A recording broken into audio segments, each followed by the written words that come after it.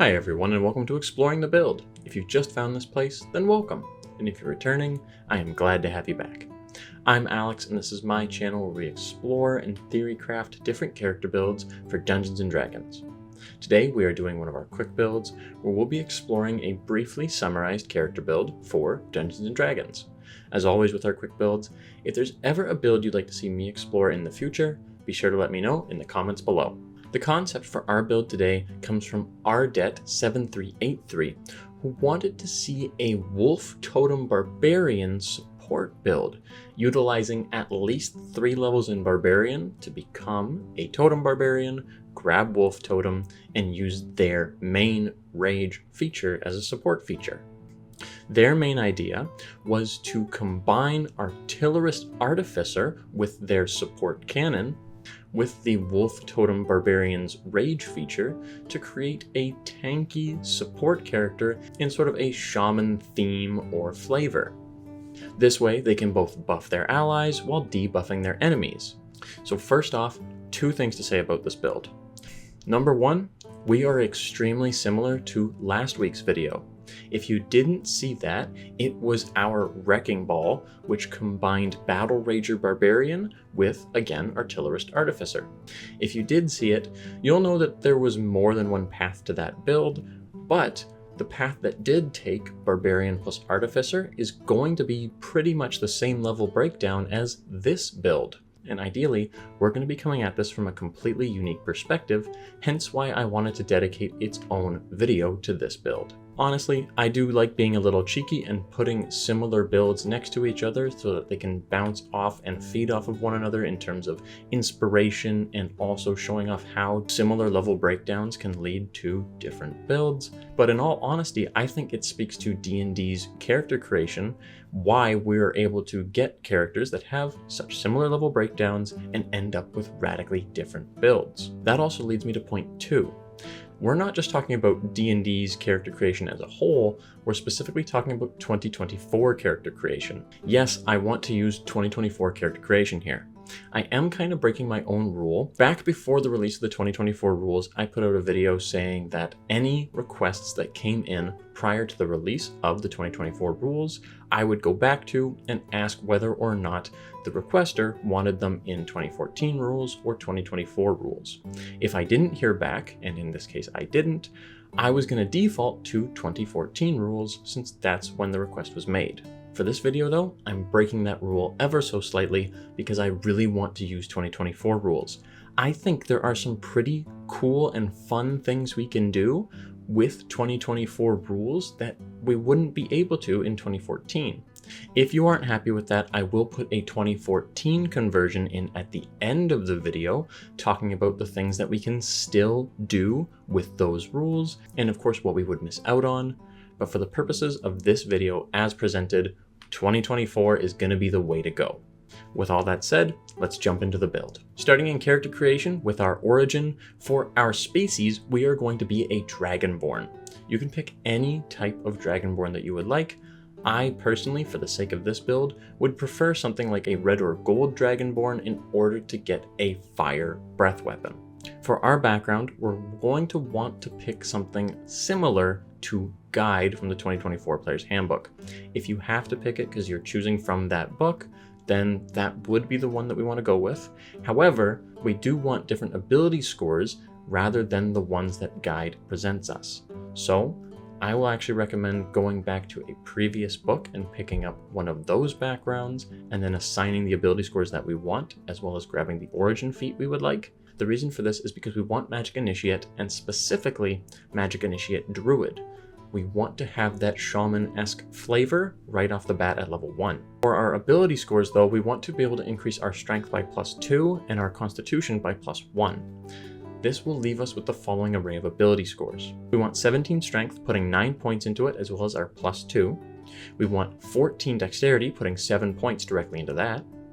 We then want 14 constitution, putting 5 points into it, as well as our +1.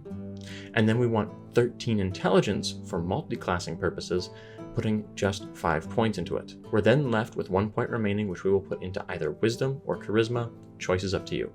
Jumping into the level breakdown of our build now, we're going to look at each of the 4 tiers of play. Tier 1 being levels 1 to 5, Tier 2 being levels 6 to 10, so on and so forth. For Tier 1, we're going to end up being a Barbarian 3 and Artificer 2. Before we talk about what those levels actually get us though, let's jump back to our origin feat, Magic Initiate Druid. The nice thing about Magic Initiate is that it was changed so that when we take it, we can actually choose the spellcasting ability we use for the spell and cantrips that we pick up through the feat. This means that even though we're grabbing Druid spells, we can use Intelligence for their casting. Our Intelligence isn't excellent, but it still does synergize better for our build than Wisdom would. For the actual spells and cantrips we definitely want the Shillelagh or Shellala cantrip, as well as Guidance for a bit more support, and then you can pick up any level 1 Druid spell that you like. Looking back at our levels and what we get now, first of all, let's talk about what weapons we're using. We really want to pick up a club, as well as a dagger or throwing hammer. Technically a scimitar works as well, but I would prefer a weapon that has the thrown property as well as the Nick weapon mastery for this build. Speaking of, as a barbarian, we get weapon masteries, and the ones we pick are going to matter. We want the Nick weapon mastery on either our dagger or throwing hammer, whichever one we pick, or again, even scimitar. And then we also want the slow weapon mastery from a club. The club, of course, we are going to use Shillelagh on. And now I think it's time to talk about what exactly we're trying to accomplish with our playstyle for this build. Well, like the request said, we're building around the Wolf Totem, or in 2024's case, the Wolf Heart Barbarian's Rage. As a Wild Heart Barbarian, as they are now called in 2024, at level 3 we get Rage of the Wilds. It says that whenever we activate our Rage, we can choose one of the following options: Bear, Eagle, or Wolf. We're probably always going to be going with Wolf, but it's nice to be able to choose if we want it. With our Wolf Rage activated, our allies have advantage on all attack rolls against enemies within 5 feet of us. This used to be just melee attacks, but now it is absolutely everything. Melee, ranged, and spell attacks as well. That is quite a powerful support feature. Even though thematically we're like a shaman type character, we're actually going to be more on the front line than the back line. We're going to be trying to run up towards groups of enemies, rage, and provide that advantage for our allies. As a Dragonborn, we're going to want to use that breath weapon. Whether we are using a cone or a line, we want to run up to a group of enemies that are already standing close together, use our attack action to perhaps use our breath weapon against them, dealing a little bit of damage to each of them, and then finish our movement next to as many enemies as possible to provide advantage so that way our allies can finish them off. Where our weapons come into play is if we are out of breath weapon abilities or we don't want to use our breath weapon abilities. We have a club as well as a Nick weapon. The reason is the club has the light property, so we can do 2-weapon fighting, and the Nick weapon mastery allows us to make that bonus action light weapon attack as part of our attack action. This doesn't do a whole lot for us right now, but it does give us some extra attacks to be made that do get rage damage applied. And these attacks get even better when you consider throwing on Shillelagh and at level 2 Artificer a returning weapon infusion onto that thrown weapon, whether it's a dagger or a light hammer.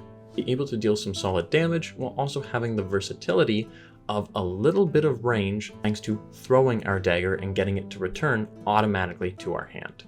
After we already have Shillelagh up and running, we can then choose to rage, hopefully get near a group of enemies, use the slow mastery on our club to prevent enemies from getting away, and once they are perfectly grouped up in that cone, use our breath weapon to deal little increments of damage to a lot of enemies that we will then provide advantage against so our allies can finish them off. Going up to tier 2, we're going to be a Barbarian 6 now and an Artificer 4. So I just talked about what our main playstyle was. Time to just improve on that playstyle by grabbing the Artillerist Eldritch Cannon ability from Artificer 3. The request for this build did suggest using the support cannon that Artillerist gets. This would allow us to give out temporary hit points to both ourselves as well as anyone within 10 feet of the cannon's position. And given that the cannon is able to be moved, we would be able to either have it follow us into the front line of combat or keep it safe in our back line, providing temporary hit points to our caster or ranged allies, while we provide them advantage on their attack rolls from the front line. That is a very valid playstyle, but honestly, I like the idea of using the flamethrower. The reason is because the flamethrower Eldritch Cannon is a bonus action to activate, it would pair really well with us taking the attack action and using our breath weapon to deal a lot of little increments of AoE damage. We run up to a group of enemies, we take the attack action, we replace one attack with our breath weapon, then we use our bonus action to do the flamethrower. At level 5, we'll have an extra attack to be able to use our Shillelagh's Club, and then because we attacked with the club, we'll be able to use the Nick Weapon Mastery to make an attack with our dagger, all as part of the same attack action. One thing to note is that to use the Dragonborn's Breath Weapon, it just says we have to replace an attack that we make as part of the attack action. Technically, you might be able to get away with doing this combo a little earlier by using your Shillelagh's Club to make an attack with, trigger the Nick Weapon Mastery of the dagger, and replace the dagger attack with your Dragonborn Breath Weapon, allowing you to get that AoE damage out early in addition to a club attack. Either way, the main goal here is still the same. Deal some AoE damage with our Dragonborn Breath Weapon, follow it up with some AoE damage from our Flamethrower, and then potentially whack enemies ourselves with our Shillelagh's Club and or our dagger, all while ending our turn next to as many enemies as possible to provide advantage against those enemies to our allies, who can then just pick them off. In terms of what else we get in this tier, we get all the usual good Barbarian stuff, including fast movement as well as extra attack, but the more important things are we're finally getting our first 2 feats. For these, we're going to want to increase our strength first by picking up a strength half feat, such as Mage Slayer or Sentinel. Second feat, though, is another defensive option that you don't have to go with, but I would highly recommend it. Since I am assuming we're using a returning dagger in our offhand, we're going to pick up the defensive duelist feat. Normally, a barbarian cannot cast shield in combat. If they're raging, they can't cast spells, right? However, the defensive duelist feat allows you to do something very similar to the shield spell. You use your reaction, and you increase your AC for the entire round by an amount equal to your proficiency bonus. And we can do this as long as we're holding a finesse-based weapon, which a dagger is, and because it's a returning weapon, we can still throw it on our turn for that little bit of range, while also having it come right back to us before our turn actually ends. That is quite powerful. Numerically, the actual bonus we're getting from Defensive Duelist isn't going to be as much as Shield, but the fact that we can do it while raging, I think, makes up for that. Going into Tier 3 now, we are going to be a Barbarian 11 and an Artificer 4. Honestly, we're done Artificer levels, so there's not much more to talk about there. For Barbarian, the only real thing to talk about from this tier is Brutal Strike as well as our third feat. It says that if we use Reckless Attack, we can forgo advantage on one strength-based attack roll of our choice on our turn. The attack roll can't have disadvantage, but if it hits, it'll do an extra d10 damage, and we can use a Brutal Strike effect of our choice. That can be Forceful Blow or Hamstring Blow. Forceful Blow allows us to push an enemy 15 feet straight away from us. This can be really good for helping set up our actual AoEs. Hamstring Blow, on the other hand, is more helpful if enemies are already grouped up. It allows us to reduce the target's speed by 15 feet until the start of our next turn, making it much harder for that enemy to get away. You pair this feature with the Shillelagh's Club's Slow Weapon Mastery onto one enemy, and then use Sentinel against another one, and you're now pretty much preventing 2 enemies from being able to escape us. For our Tier 3 feat, it's a kind of a tough choice, but it's either going to be improving our Constitution by +2 to just actually boost our health and durability since we want to be on that front line, or if you'd like, you could actually pick up Medium Armor Master. I would personally recommend this if you were going for a full, flavorful shaman type of character, given that we could really build around hide armor. It's obviously not the most optimal armor to pick, so if you're just looking for raw numbers, probably go with something else. But let's look at what we can do with the medium armor master feat, assuming that we are taking hide armor and trying to stick to the shaman theme of the character.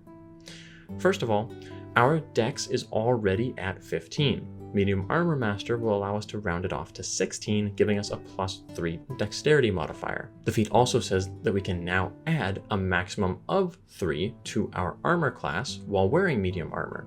Since we've had infusions for a long time now, we can also put a defensive infusion in there, getting a little more bang for our buck out of that hide armor, and we could really theme this infusion as putting on arcane trinkets, totems, wards, talismans, you name it, directly onto our armor and having that more shaman-esque aesthetic to us. Going up to tier 4 now, we are Barbarian 16 and Artificer 4, and again the only real things to talk about are our last feat that we get, as well as our epic boon.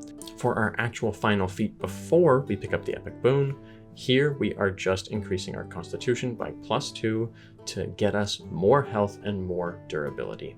In terms of our actual epic boon / our final feat, I would highly recommend for thematic purposes epic boon of energy resistance. It would allow us to increase any one ability score of our choice by +1, so you could feel free to put that anywhere, but we would also gain resistance to 2 damage types that we could then swap out whenever we finish a long rest.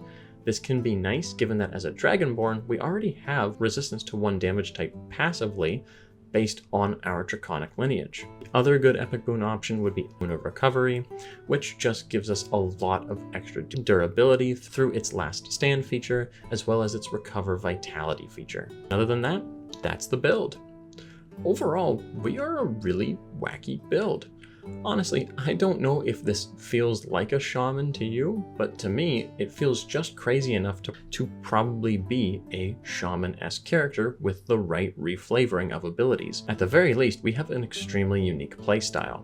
We are providing support to our allies just in terms of buffing their damage by running up to groups of enemies, or just the big boss enemy, and giving those allies advantage on their attack rolls while we are raging.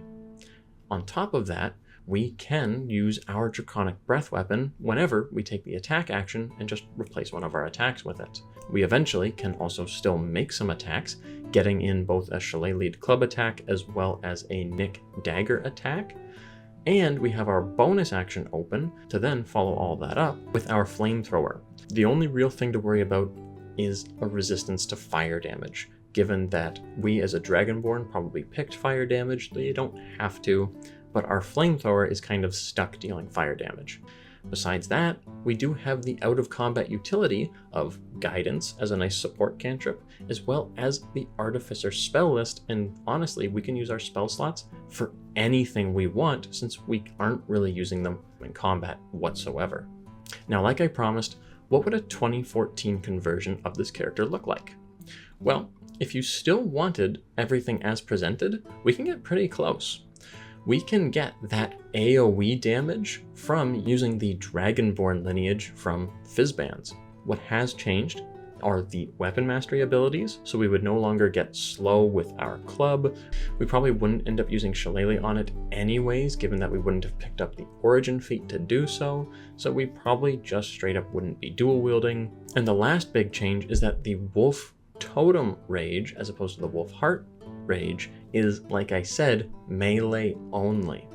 This means that we would not be able to provide advantage to our archers and spellcasters who utilize attack rolls. Even though we would still give advantage to our melee allies, and they'll still love us all the same, it does mean we're losing out on a little bit of damage support. Either way, you can definitely still pull off this character in 2014, but I think that 2024 just gives us so much more versatility and so many more fun options to be able to use for the build. That is our entire build. Let me know what you thought of it or what you would add or change to get closer to the idea of a support-based barbarian character that utilizes the Wolf Heart, or Wolf Totem Rage. And the last thing I'm curious about, let me know if you would actually use a great weapon with the Cleave Mastery instead of a Shillelagh Club and Dagger. I like the Shillelagh Club and Dagger combo for the little bit of versatility in who we can attack, as well as the range that the throwing dagger. But I know that if we're trying to get near to grouped up enemies anyways, a Cleave weapon could be a really tempting option. Thank you so much for coming on the journey with me, and I hope to see you in the next one.